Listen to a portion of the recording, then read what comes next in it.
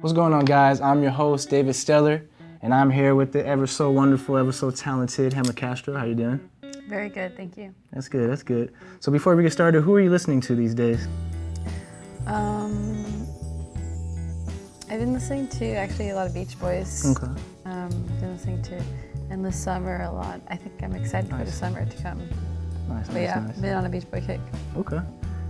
Before we talk about the album and get to that, tell the people a little bit about Gemma Castro. Who is Gemma Castro? Well, that's my first and last name. Okay. Who is Gemma Castro?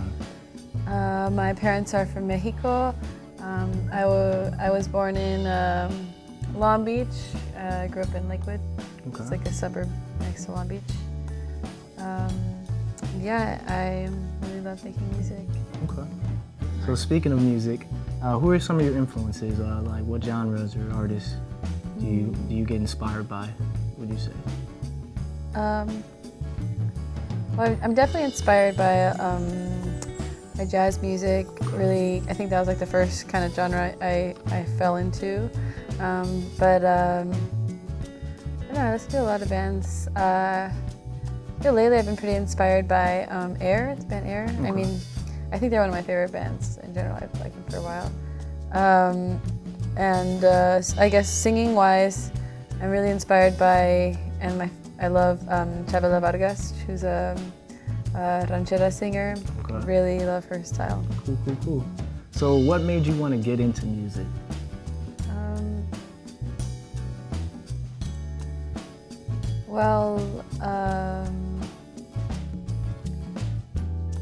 My parents both really love music a lot. They're not musicians or anything like that, and they don't have like huge record collections, but I always felt like music was very important to them. Especially my mom, I always just felt like music was very important to her, like it was a necessary thing. It just always felt very important. And my mom was always very appreciative of music. Whenever she would like find out, meet a musician or something, she'd invite them over to the house to like play for us. She'd make nights for her friends to play music and stuff. It was, she really loved it, and I guess I adopted that. Okay.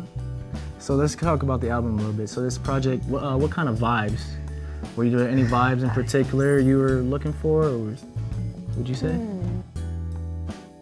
I would say the vibe of hopefully some growth and maturity from my last project. Okay. I didn't have like a style direction really I wanted to go when I was going into this project. I think one thing I did have in the back of my mind is I really wanted to work to make sure that this project was just more musical than the last one. I wanted to definitely use like live instruments, and I wanted to really address and like focus on the songwriting, the way I was writing songs, and wanted to work on my songwriting and my musicianship, I guess. Okay. Yeah. Speaking of songwriting, so give me an idea. What's your songwriting process like? My songwriting process, like, well, I use a lot of my phone, my notes a lot when I'm like starting the process. I really am very thankful for the notes app on your phone. I like to like collect a lot of ideas and things people say and stuff, and I guess when I'm actually writing it, I do it on keyboard and vocals. That's usually the structure, and then I'll go from there. It's and then I'll revisit old stuff. Sometimes it all comes at once, but sometimes I revisit old stuff that I've abandoned. Cool. So I know you've been performing live. I've yet to see you live. Guys, I will, I promise. But I know you've been recording live. What's that experience been like for you? It's been beautiful. I've really loved it. I'm still pretty new to it. I feel like I am new to it. I'm used to kind of recording it on my own and like building it in my room and by myself. And so I'm pretty new to performing with other people. Right. But I really loved it. I think for a while I was really kind of intimidated by and kind of nervous on how I was going to transfer that like world of music that you make by yourself, you know, alone recording, to other people, like with other people involved, with other musicians involved.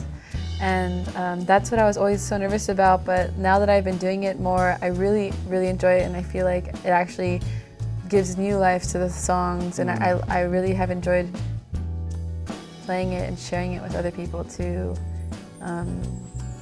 It's kind of opened my eyes to like a whole different side of things. But so yeah, I'd say great. I'm really, really blessed to be able to do it. That's good, that's good. So let's talk about the future. What's Gemma Castro doing in the future? Well, finishing a new project, and hopefully sharing that with people soon, or at some point soon. Okay. Ish. Also, you can expect some visuals, some visual art. Nice. For the music. Okay, cool. Sounds good. I got one more question for you. So, if you could work with anybody, dead or alive, who would it be? I'd really love to work with Michel Gondry. Okay. I think that would be amazing.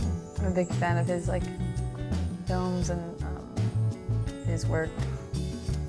I think he's very, very creative. Okay. Would love to be in a room with him. Would love to hear his ideas. Sounds like that. Sounds good. Yes. So that'll wrap it up here for us, guys. Gemma Castro, thank you very much for joining us. Thank you. I'm your host, David Steller. See you next time.